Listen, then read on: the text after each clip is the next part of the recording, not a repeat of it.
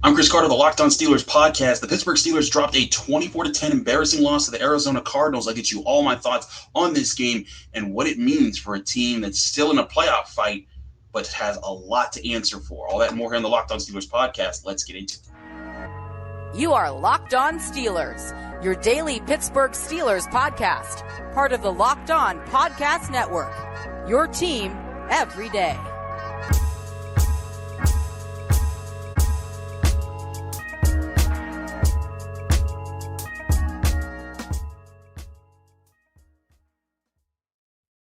Hello and welcome to the Locked On Steelers podcast. I'm your host, Chris Carter, bringing you your daily dose of all things in the Pittsburgh Steelers. As always, you can find the show on your favorite podcasting apps and on YouTube. Like this video if you enjoyed. Subscribe to this YouTube channel to get all of your daily Monday through Friday episodes, as well as our bonus content. Thank you for making us your first listen every day, because we're your team every day. And today's episode is brought to you by Game Time. Download the Game Time app, create an account, and use code LOCKEDONNFL for $20 off your first purchase. Last-minute tickets, lowest price guaranteed. Steelers fans, you are going through it right now. In that game that the Steelers absolutely needed as a gimme, they drop embarrassingly 24-10 to the Arizona Cardinals, just the Cardinals' third win this season.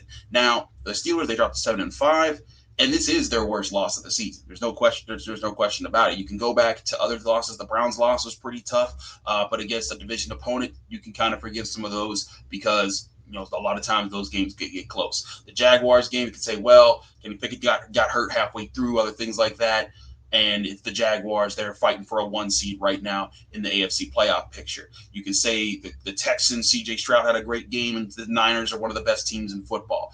There's no excuse for losing to the Cardinals, and that's the bottom line. And so you start to delve into this game, and you start to ask, what was the biggest problem? Was it the game plan? Because you oftentimes, when you look at complete total failures like this, you look at game plans. But for the Steelers, I go back and I look at how this game was playing out, and just none of it adds up for how they let this game get by them. Because when you go back and you look at how this game was going from the first half to the second half, the Steelers were controlled the run early. They kept James Conner bottled up early on. The defense was doing its job until that 99-yard drive that it had. But that was just the thing.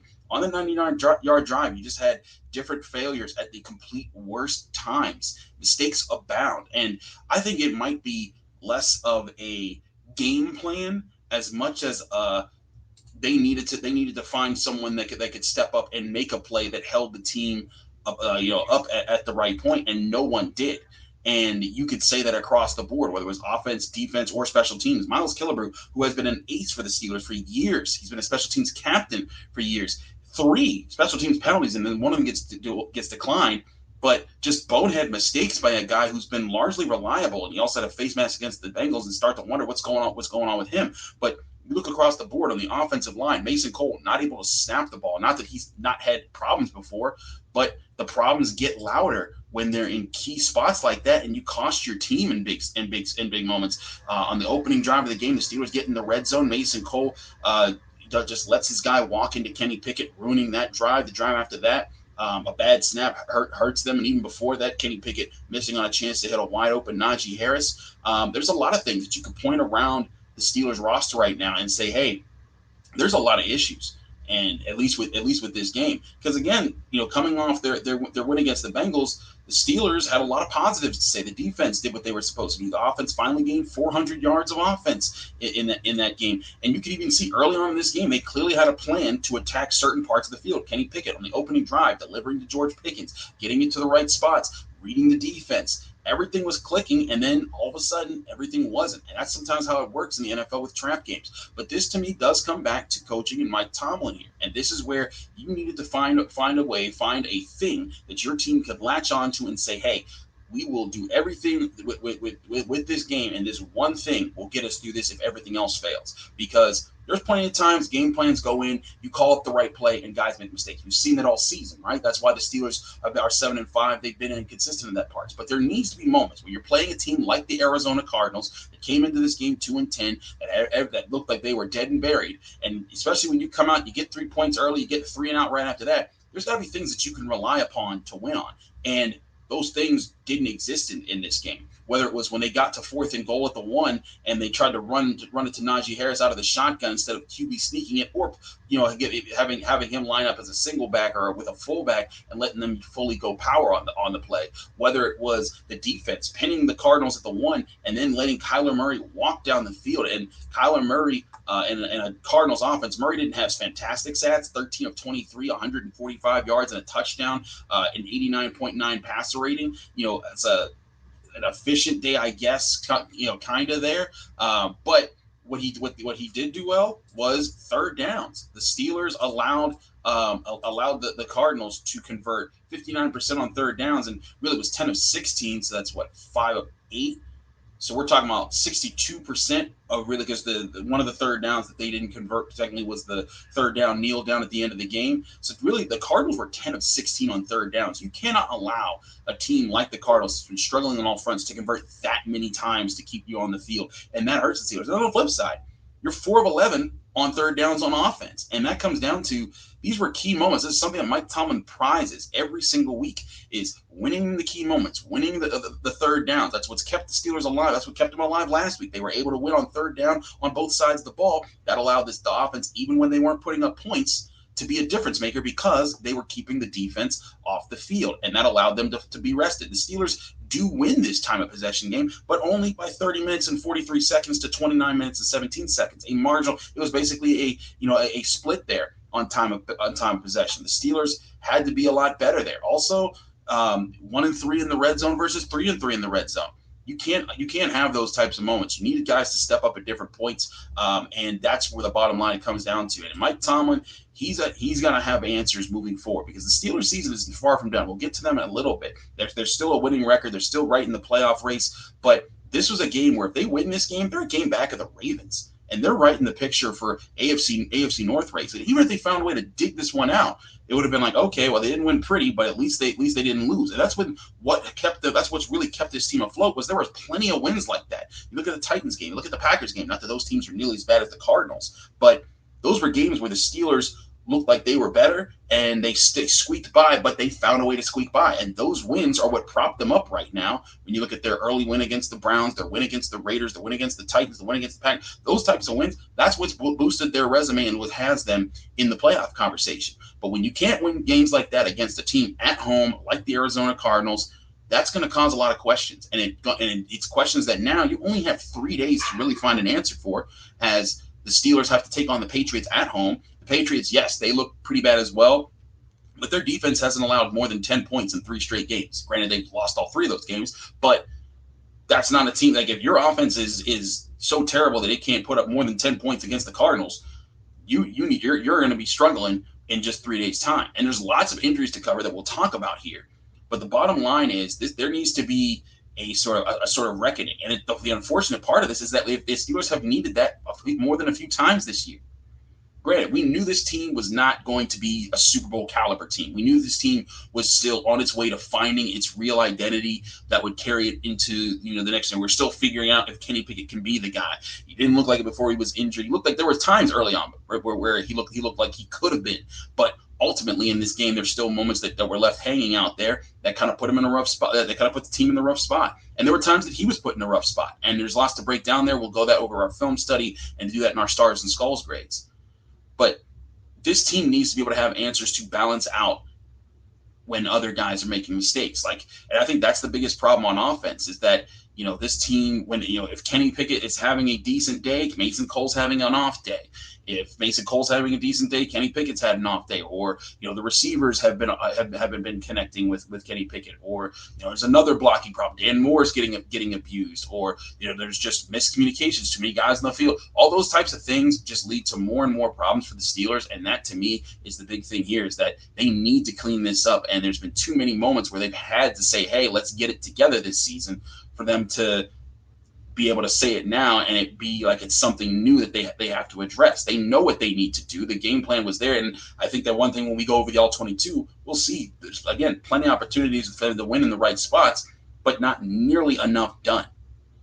And so there's big questions for the coaches as far as What are they going to do to motivate this team to move forward? What are they going to do to find answers in the short term? Because guys like Mason Cole, Pat Freiermuth, they said they had a great week of practice. They said even after the game, they said we came in, we knew what we were supposed to do, and we just failed.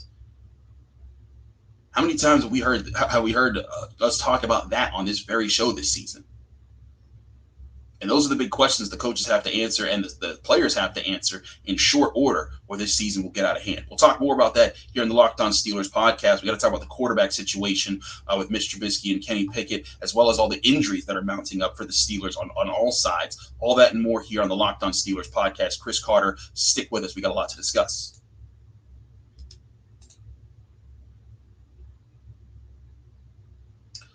But first, we want to remind you this show is sponsored by BetterHelp Therapy Online. Life is full of twists and turns, and it's important to show up for yourself through all of them. I faced plenty of times in my life when I've tried to shoulder on a lot of burdens, but I've found the best answers thanks to the help from good therapists. And that's where BetterHelp Online Therapy can help you, because BetterHelp Online Therapy will assess your needs and can match you with your own licensed professional therapist in less than 48 hours. It's not a crisis line. It's not self-help. It's actual professional therapy done online and available to people worldwide. You can log into your account at any time and send a message to your therapist. And sometimes that's the most important thing. When the world feels too heavy and you don't know where to turn and you can't find someone right in front of you, having your therapist available to you online at any hour, that can be huge in helping you find the right answers in the right moments. And with therapy, BetterHelp Online recognizes that it can take a few tries to get the right fit. That's why BetterHelp makes it easy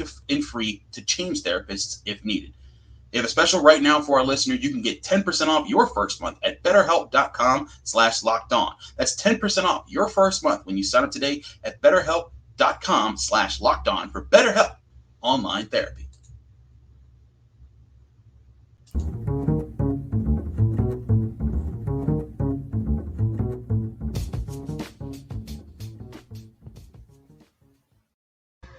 Back here on the Locked On Steelers podcast, I'm your host, Chris Carter. We continue our discussion in this episode about the Steelers' embarrassing loss to the Cardinals here. And we can get into coaching and stuff, but we have to talk about the quarterback situation right now for the Steelers, because this is now the second time this year that Kenny Pickett has gotten hurt in a bad double-digit loss, right ahead of a Thursday night game. Last time was the Texans, and I believe it was the Titans game that came right after that, and he was able to get back and ready. But this time, he was in a walking boot for the second half of the game, and the Steelers now have to turn around, play at home against the Patriots, another team that they should beat, like the Cardinals, but they also should have beaten the Cardinals and the Browns, and that leads to more questions about what the Steelers are going to do on Thursday night. But in this game, we look at how both Kenny Pickett and Mitch Trubisky, when he went out, how they both played. Kenny Pickett, 7 of 10, 70 yards. Not terrible, like an 89.6 passer rating. It's actually right around where it's actually just, literally like 0.3 off of where Kyler Murray was in this game. I wasn't too mad at Kenny Pickett, but I did feel like there were a couple opportunities he missed on a second down in the second drive of the game. He had Najee Harris in the flat wide open. If he hits him, there's no one around him. They probably move the chains on that drive, and that's where I think the Steelers offense needed to be more efficient. Granted, I'm not too banging up too much on Kenny Pickett for this game. Why?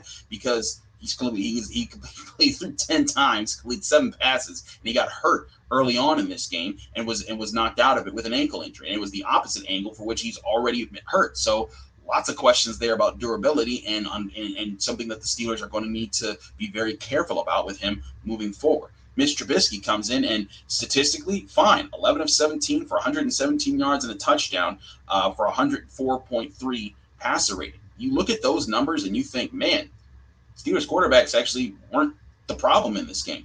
They were a little bit, though, because there were times where plays needed to be made that were open and they weren't made. But this is where I think it comes down to being a catastrophic failure across the board, is that there's no one person to blame here. You're pointing everywhere because, like I said, Mason Cole, bad snaps, killing drives, letting guys walk right up to Kenny Pickett to hit him while he's throwing the ball. He had a bad snap that killed a drive and set up a sack when Kenny Pickett was playing. And then when Mitch Trubisky came in, he snapped the ball low and it turned into a fumble. And it turned into a fumble recovery that gave the Cardinals the ball back and really kind of sealed the Steelers' fate there. That's inexcusable for a guy there. So these are problems that continue to persist across multiple points for the Steelers, and that's where it's tough to look around and find answers when it's, there's no coaching that's going to fix snapping. There's no coaching that's going to change Mason Cole's ability to snap the ball or just being able to just block the guy that's right in front of him. He has to be able to do those basic things. There's no great motivator that's going to change that tone. It has to be up to him as an adult and as a professional. But there are times where you look at the success that they had in different parts of the offense, and why couldn't they tap into it more? 16 carries for 63 yards for Najee Harris, 3.9 yards per carry. Not a bad day, and a lot of the numbers, I think, got stunted at the end there when the Cardinals realized, hey, Mitch Trubisky's in, let's just crowd the line of scrimmage and attack Najee Harris. And that kind of clouded up the run game. Jaylen Warren, 9 carries, 59 yards, 6.6 yards per carry. Another good showing when they're both given a chance. They continue to be a good 1-2 punch, but this game got too out of hand too quickly for the run game to be a factor late in the game, and that's what the Steelers wanted to be able to do, was to be able to run to keep the pace of the game in the direction that they wanted, and to be able to kind of grind the defense out. But they didn't have a chance to grind the defense out because late in the game they're playing catch up. And so that flips your attention to the defense and what went wrong there. Now, I have to admit, I covered the Pitt basketball game. The reason I'm in this setting right now, I'm actually at WPXI right now because I'm going on the final word right after this. I've had a very busy day. I had to get up, go to the Pete, talk about college football playoffs, talk about college basketball, cover college basketball game while the Steelers game is going on, deal with the Steelers delay, get here, film this, and we're doing this right after we're doing that show right after I do this. So I got a pretty busy day. That's why I'm in this situation. That's why the sound and video might not be the best right now, but we're doing our best because we want to get you this show. But I haven't had time to break down. I didn't get to see the total film from the press box and everything, or the total, all 22 view from that perspective. But the one thing I felt when I was watching this game, and the one thing that I did see, was that once Landon Roberts went out, the middle of the field became such a big problem for the Steelers, because that's where they were just miscommunicating, not being in the right spots, and it boils down to the Steelers needed somebody on the defense to try to get them together, especially at the second level, because that's where Kyler Murray was hurting the Steelers the most. You look at the offense. Trey McBride, 8 catches, 89 yards, and a touchdown. Everyone else, you got Higgins with a 21-yard catch, a 19-yard catch for Dortch, and a 9-yard catch for Swain, and a 6-yard catch for Moore. That's it. No one had more than 21 yards of offense. Kyler Murray lived through his tight end, and that's exactly where they went. And that's a smart move by the Cardinals. When Landon Roberts goes out, hey, let's go to the one part of the field that's going to test all the backups. And I think that's where the Steelers ran into problems. And this is, I think, why they've been trying to avoid putting Mark Robinson in, because I don't think he's good at communicating right now. I don't think that he can relay the defense fast enough, and it's going to keep people off balance, and people won't know where to be and when to be at the right times. And so if Landon Roberts can't go on Thursday, which very well could be the case, he's like a late 20s player age-wise, and it's going to be 3 days of rest, and who knows how serious his injury is. That's going to be a serious problem, because Bill Belichick, for as bad as the Patriots are, Bill Belichick's a coach that's exploited plenty of matchups over the years. And if you're a struggling Patriots offense, I'd be trying to run the ball, challenge those linebackers, and throw intermediate passes over the middle to try to beat them. And that's where I think the Steelers' defensive breakdowns happened a lot in this game. Minka Fitzpatrick finished the game with a broken hand. Seems like he'll be able to play through it because he put it in a cast. But still, you expected somebody to be able to step up in this game. And I think that, and again, these aren't excuses for the Steelers. This is looking at very real what's going on with what the defense is let it struggle so much in this game. Michael Walker made 10 tackles, but there were plenty of times where I thought he was late to his hole, or at least not in the right spot not in the right spot in certain spots. And there were other times I thought he did a decent job of getting to the ball and limiting a play. I thought he didn't give a lack of effort, but there were just times where you saw, especially late in the game when the Cardinals started to wear things down, they were able to get yards because the Steelers defense wasn't being gap sound. And that's one thing that they've been very well for much of this year in their best moments, is that they've been gap sound. They make sure that you don't just have easy running lanes, and they account to keep the quarterback bottled up. Now, as far as rushing, Kyler Murray, 20 yards, nine rushes. It's actually not all that bad, but still, a lot of that comes down to what did you do on third downs? And I think that's where the Steelers, they've been a smart defense for most of this year because they've been able to win the key situations. And they weren't a smart defense in this game. You compound that with just sloppy on offense, turnovers. I guess a turnover. I think that was the only one, was that fumble. But what did we say needed to happen in this game? The Steelers needed to win the turnover battle. You lose a fumble. You don't have the splash plays on defense. That's going to kill you. And the Steelers didn't force a turnover in this game. They did get 2 fumbles from the Cardinals, neither of which were recovered, but you never intercepted Kyler Murray. And frankly, for most of the second half of the game, in fact, there wasn't a reason for Kyler Murray to get risky. And that was the biggest thing that we said needed to happen this game. They needed to put Kyler Murray in a position where he had to take risks and take some shots. That never came. Blame the defense, blame the offense, blame everybody. Blame Mike Tomlin too. But if the Steelers are going to bounce back this season and find answers, you've got to have people stepping up in the big moments, and they didn't have anyone doing that today. TJ Watt looked banged up late. And Fitzpatrick obviously was banged up. But someone else needs to step up in those moments, whether it be, George Pickens, whether it be Najee Harris, Jalen Warren. The Steelers need answers, and frankly, they had none. And yes, this is just one game, but it was a very important game to not lose. The one grace that you could say about this game is that it was an NFC opponent, so it's the one of their last, was it 6 games? No, last 7 games that we were. This is now they have 6 games left, I believe. Yeah, they have 6 games left. But now that they're down to 6 in their last 7 games, the 2 that they could probably most afford to lose were to the Seahawks and the Cardinals, simply because they wouldn't count against their conference record. But now that you've lost the one to the Cardinals, you have to win the one against the Seahawks, and you have to hope that you can kind of keep pace with everyone else in the NFL. The Colts game in 2 weeks seems like a must-win for the Steelers on the road. We'll get more into that in a little bit here, because I think that's the big picture. Is I don't think the Steelers' season is done, even as depressing as this loss seems. And I'm not saying that they're going far this season, but playoffs are still very much in reach, and I'll explain why in a minute here on the Locked On Steelers podcast. And Chris Carter, stick with me. Got a lot to discuss.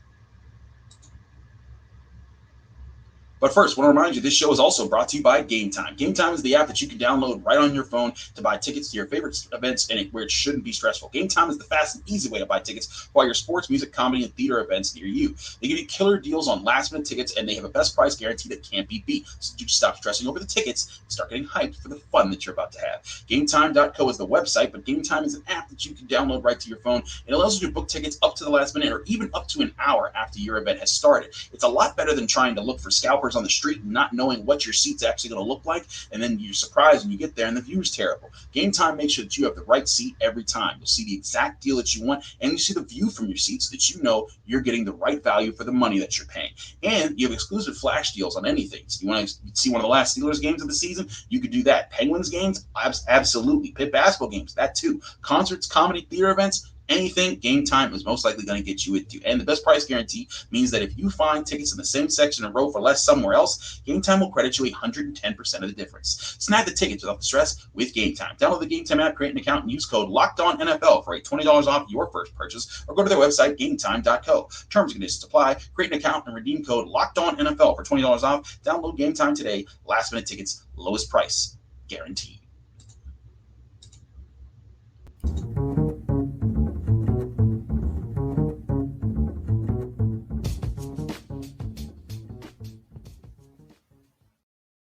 Back here on the Locked On Steelers podcast, I'm your host, Chris Carter. Again, we apologize for the new setting here. We're in Channel 11's studios here while I wait to get on the final word and record there. But I wanted to record this as soon as possible so we can get this out earlier in the evening instead of coming out at midnight and having to be about that late. So I hope you guys understand and appreciate that sometimes time constraints and all my different hats that I have to wear can sometimes get in the way. But let's talk about a few things here. So the Steelers got some favors and didn't get other favors. As I speak right now, the Rams are finishing up a 36-19 win over the Browns. That's something I expected. The Browns drop a game and are still behind the Steelers in the standings there. because of that. Now the Bengals still have to play the Jaguars, but I think the Jaguars should handle their business there. Meanwhile, the Colts beating the Titans was the one thing the Steelers didn't need to happen, because now the Colts are tied with the Steelers, and that makes that game in 2 weeks in Indianapolis that much more important. So the Steelers are in a position, and also the Texans beating the Broncos. They advanced to 7-5. The Broncos at 6-6. So now the Texans jump ahead of the Steelers in the playoffs. And I'm believing, if I'm looking at this correctly here, hold on, as I do this is live time. The Steelers will still be in the playoffs because they'll be the 6th seed, I believe. Yes, they should be the 6th seed, and the Texans should jump ahead of them. I think there's a lot of tiebreakers that play in here, but the Steelers should be in the playoffs by the time that you're seeing this show still. And so they're very much in the race, and I still think they have an outside shot at the division if they can handle their business late. But the thing is, they needed to handle their business today. They did not. They needed to handle their business against the Browns on the road when they had Dorian Thompson-Robinson. They did not. And that's the disappointing part of this, is that there's now had multiple occasions this year where you could look at the Niners, the Texans, the Jaguars, and say, hey, those are really good teams, and they played well, and those were good quarterbacks. They were playing them. They had a rough outing. You could say that. But those other 2 losses, those fall right on the squares of the Steelers of letting those opportunities pass up. And now you need the Ravens, who still have a tough way to go. They still have to play the Niners. They still have to play the Jaguars. They still have to play the Dolphins. And then they play the Steelers at the end of the game, at the end of the season. So if they lose, 2 of those games? No, if they lose 1 of those games and the Steelers win out, they can that means they can still have a chance at the division here. But realistically, I don't think you can expect the Steelers to be consistent right now, because they've been wildly inconsistent. And that's where the Steelers have to find their center right now. And these are the moments that often determine where the core of a team will go. If you go back to the 2005 Steelers, when they were 7-5, then they found their answers late in that season. They were very inconsistent, and then they found that consistency late. I don't think they're anywhere near the 2005 Steelers, because that was a team full of veterans that kind of ran things and allowed a young quarterback to kind of find himself in his second year in the league. That was Ben Roethlisberger, and I think Ben Roethlisberger obviously looks a lot better than Kenny Pickett right now. But I think still, I'm not saying that they need to find their center to win a Super Bowl this year, but they need to find their core, and they need to find out who they are, and that they can go out and fight and win in key spots, so that they can keep building on this and not have to abandon what they're doing right now as the core of the team. This is still a team with T.J. Watt, who will be here for the next several years. Minkah Fitzpatrick will be here for the next several years. Alex Highsmith will be here for the next several years. There's still talent that's on rookie deals, like guys like Najee Harris, Kenny Pickett, George Pickens, Broderick Jones, Darnell Washington. There's plenty of guys and Pat Freiermuth, plenty of guys that you want to see. Joey Porter Jr., Keanu Benton. You could keep naming all the young guys this team has that you think can contribute to that future core. But if you let this season get away from you, if you waste this opportunity and this turns into a lost season, then you miss out. And that's the one thing where, when people talk about Mike Tomlin, they talk about him not having a losing season. These are the things that he has been able to maintain. Even in the worst of seasons, when you had Devlin Hodges at quarterback, you found a way to stay 8-8 so that you could show, hey, there's potential to be had here. And it's clear this team is not, world beaters. They're not going to go out. This isn't a team that's going to go out and shock the world and go on a 7-game tear to win the Super Bowl. But this is a team that can find itself and find something to believe in for the future, and set up and finish strong, make the playoffs, and maybe even sneak one punch in and get a playoff win on a good team. And if we can do that, I think it sets a great tone for moving forward, and allows Omar Khan in the front office to find better answers in the draft and in free agency, so that they can reconstitute the right things, head out with the meat from this year, spit out the bone, and you could go forward next year with the team that you really want, and a better chance to find the new core that's going to give the Steelers the best shot at winning in the future. But you have to find that soon. It's very imperative. They lose this game to the Patriots on Thursday, it's going to cause a lot of problems, and there's going to be a lot of finger pointing, and you have a chance to lose the locker room, and that's where Mike Tomlin would be in a lot of trouble. We'll get more into that in the Locked On Steelers podcast. I'm your host, Chris Carter. Thanks so much. Tune into Final Word, 11:30, I believe. 11:35 it comes on Channel 11 WPXI. I'm hoping to get this out by then. We're recording this a little before 8. But hope that I can get this up by then. But thanks again for tuning into the Locked On Steelers podcast. Hang in there, Steelers fans. There's still a lot of football to be played this year and a lot of chance for them to turn it around. We'll keep you posted on if they turn it around and have our Stars and Skulls grades on our Tuesday episode of the Locked On Steelers podcast. We'll see you then right here on the Locked On Steelers podcast.